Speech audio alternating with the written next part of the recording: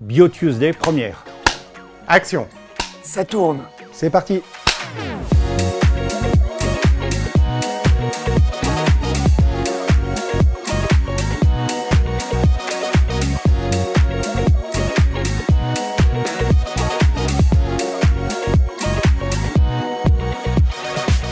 Bio Tuesday, c'est une vieille histoire puisque, je veux dire, j'ai dû faire le premier, il me semble. J'ai intégré la communauté des Bio Tuesday il y a fort longtemps, en 2003-2004 si mes souvenirs sont bons. Je participe au Bio Tuesday depuis 13 ans maintenant. En 2011. C'était en 2010.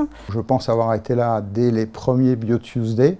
La communauté n'était pas regroupée et pas organisée à cette époque-là encore. Et donc c'était plutôt agréable d'aller confronter un peu nos parcours et de trouver enfin un lieu où on pouvait échanger notamment entre startups.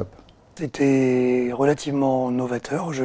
Pour ma part, c'était le premier type d'événement de la sorte auquel je participais. Le mot Bio Tuesday est intéressant parce que Tuesday, évidemment, c'est un mot anglais. Et Tuesday, c'est l'équivalent pour les Saxons ou pour les Nordiques de Mars. Donc Tew est le dieu de l'action. Et donc c'est un jour où les gens sont actifs. L'ancien DG de l'époque m'avait dit il y a un événement auquel il faut que tu ailles, c'est le Bio Tuesday si tu veux te faire connaître des acteurs locaux. Alors c'est pas que du réseautage, c'est vraiment une aide précieuse dans le sens où on a plein de contacts extrêmement intéressants et très qualifiés et qui permettent justement de nouer des liens, de faire du business et puis aussi de faire des belles rencontres qui continuent par la suite avec différents rebonds. Une des rencontres, par exemple, qui m'a marqué au tout début, c'est celle avec Christian Blois. À l'époque, il était à Gensheim. On a ensuite collaboré ensemble, mais ça a montré pour Novotech l'intérêt d'un tel réseautage, puisque on n'est pas du tout de la même taille, et donc c'était intéressant d'être avec une société plus importante et d'avoir une coopération scientifique. Après, comme souvenir, je dirais le débrief à chaud de mon intervention pour présenter le projet Map Design par mon premier patron à l'Ombiopole, qui était Yves Laurent, qui m'avait pris un peu par l'épaule lors du buffet en me disant « Bon, on va commencer par ce qui était bien ou pas bien ». J'avais dit ce qui était bien, ça avait été vite. Et voilà, donc je pense que j'en avais appris beaucoup. Et au-delà de la boutade, c'est effectivement l'objectif de ces Bio Tuesday-là. Voilà, on se teste, on teste un peu son pitch dans une situation bienveillante. Je me souviens très bien d'un Bio Tuesday très particulier, puisqu'il y avait à Lyon un centre de recherche qui s'appelait le centre d'immuno de Schering-Plough à Dardilly, et les Américains avaient décidé de fermer de façon très brutale ce centre.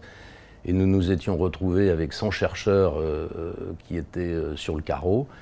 Et je me souviens d'un Bio Tuesday très particulier où il n'y avait pas une très grande ambiance puisque c'était assez dur pour la région et il y a eu un grand mouvement de solidarité puisque pratiquement toutes les entreprises locales ont décidé de faire quelque chose pour récupérer ces chercheurs, ce qui fait que tout le monde a été pris et ça a été pour moi un Bio Tuesday très, très intéressant.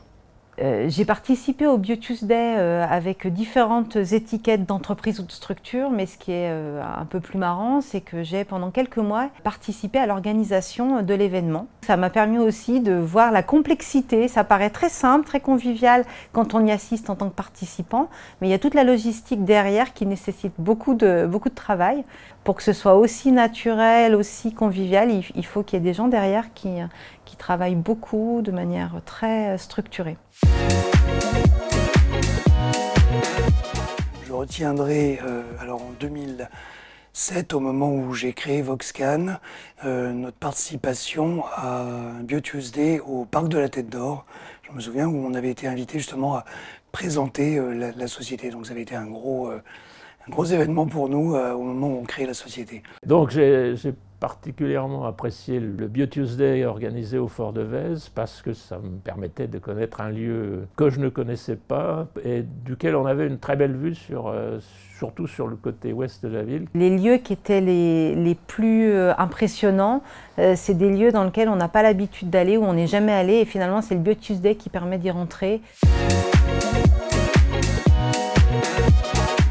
Alors je crois que ça s'explique parce que les gens continuent à venir d'abord. Si ça avait été déserté par les personnes, effectivement il n'y aurait plus de Bio Tuesday. Donc ça veut dire que les gens continuent à venir.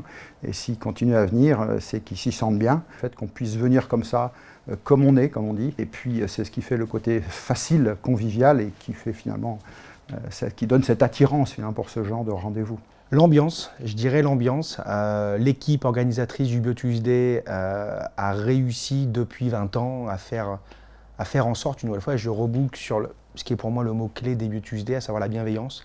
Donc on est effectivement entre acteurs qui prennent plaisir tous les 2 mois à échanger, à se rencontrer, à faire un petit update des projets des uns, des autres.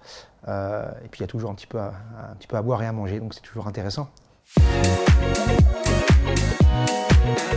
Les BioTuesday, en un mot pour moi, c'est surtout convivialité, réseautage. Convivialité. Sans grande surprise, la bienveillance. Bioconnexion. La convivialité sans obligation. Le mot le plus simple, c'est une rencontre. Au début, j'avais pensé à réseau et je me dis qu'on peut peut-être un peu tricher et dire bio-réseau.